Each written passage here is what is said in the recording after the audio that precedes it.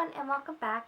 I hope that you guys had a really wonderful day today, and I also hope that you enjoyed my last video. Today's topic is something that actually I've always loved ever since I first heard about it. It is a fossil case, and so don't forget to like and subscribe, and if you have anything specifically you want me to cover, go ahead and leave it down in the comments below. So 1.6 million years ago, Homo erectus roamed the earth.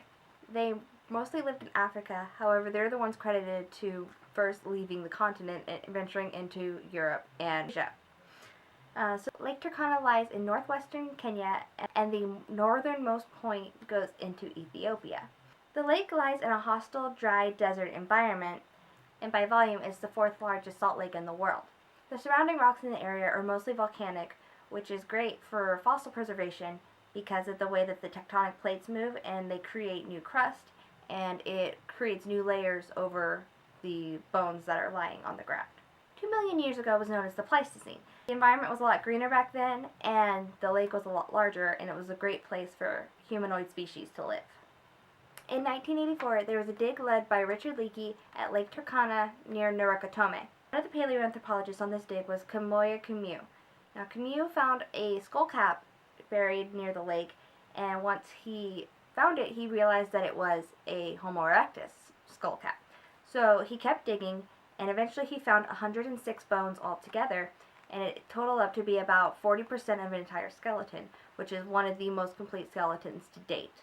The fossil's name is KNMWT 15,000, but is commonly referred to as Turkana Boy, or even recently as Narukatome Boy. The pelvis indicates that he was a male, and the second molars had erupted in his mouth, but not the wisdom teeth, which goes to show that he was not yet fully grown. He stood at 5'3", and it's estimated he probably would have weighed around 106 pounds. Originally, scientists thought he was around 12 to 15 years old, given his height and that his growth plates hadn't fused yet. However, due to advancements in science, they were actually able to determine his age using the enamel on his teeth, and it's estimated that he was actually closer to 8 or 9 when he died. Given that he was 5'3" at only 8 years old, it's estimated that Homo erectus actually matured more similar to apes than they do to humans. They did an endocast on his skull, which basically what that does is it finds how big the inside of the skull is, and that will tell you how big the brain would have been able to be. And so his skull was actually 880 cubic centimeters. And so given the fact that he wasn't fully grown yet, they're thinking that an adult probably would have had around 909 cubic centimeters. To put that in perspective, a human has around a 1350 cranial capacity, and with Turkana Boys being at around 880, that's around the size of the average 2-year-old. Turkana Boy's skeleton had a lot of similarities to a human child. He would have balanced his weight over his pelvis, he had arched feet, and he also had a long stride. This long stride would have contributed to them being long-distance runners, similar to track stars from today. He had narrow shoulders and long legs, which is similar physiologically to humans who live in hot, dry environments currently. Being a long-distance runner, this would have contributed to Homo erectus actually losing more of their hair and being not quite as hairless as humans are, but not as hairy as, let's say, a chimpanzee or a gorilla. When you start doing long-distance running, your body heats up more, and so if you have as much hair as a traditional ape, then you're going to overheat too quickly. So when you lose the hair, you actually are able to perspirate, and so they were able to go out and hunt during the middle of the day when most predators like lions or cheetahs could only run in quick spurts and capture their prey. Homo erectus was actually able to track their prey and chase them into heat exhaustion. Also had very dark skin that would have contributed to keeping him safe from the harmful African rays. And he also would have been able to use his hands for carrying things, as he didn't need them to be walking or any form of movement. There are some major differences between Homo erectus and Homo sapien, obviously apart from the skull. So one of the major differences is that in Turkana Boy, the hole in his vertebrae that the spinal cord would pass through was only half the cross-sectional size of a human boy, who would be 8. It's also thought that he would have lacked the fine motor skills in his thorax to be able to speak fluently as humans do.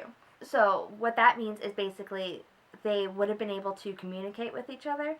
However, they did not have languages that they would be able to speak. They wouldn't be able to They would be able to communicate with each other, but they wouldn't be able to speak to each other. They lived in groups, which reinforces the idea of their strength in numbers. They're also thought to be the first species to use fire and to cook, which those traits are often thought as being that's what makes us human.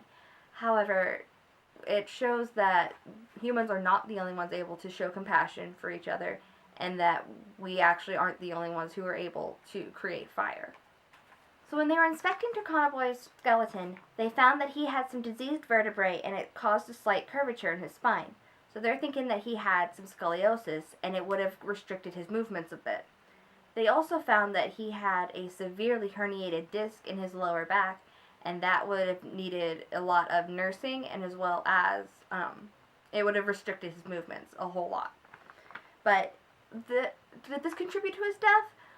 Well, it's actually thought that it was an injury that occurred a couple months beforehand, so it's unlikely that the two were related. Now, when they went even closer and inspected his jaw, they found that when he lost one of his baby teeth, it became extremely infected to the point where it created an abscess in his mouth. This abscess and the infection actually ate away at the bone in his jaw. And they're thinking that what actually happened to him was that the infection got so severe that it created septicemia, which is commonly referred to as blood poisoning.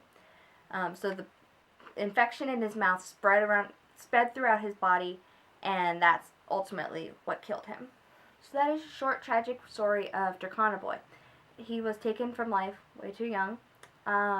It makes me sad knowing that he had no idea what happened to him, and he died in pain and had no idea what it was from.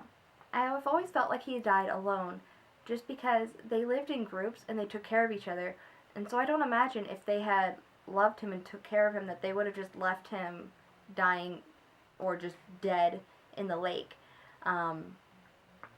But his skeleton was able to be preserved so well because it's thought that he died in the water.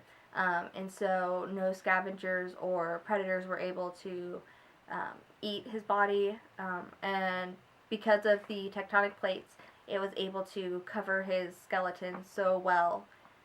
And that's why he is so well preserved. So let me know in the comments below what you guys think. Do you think it was the abscess tooth that killed him? Or do you think that it may have been part of his herniated discs in his back?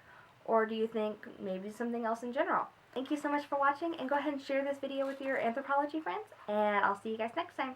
Bye!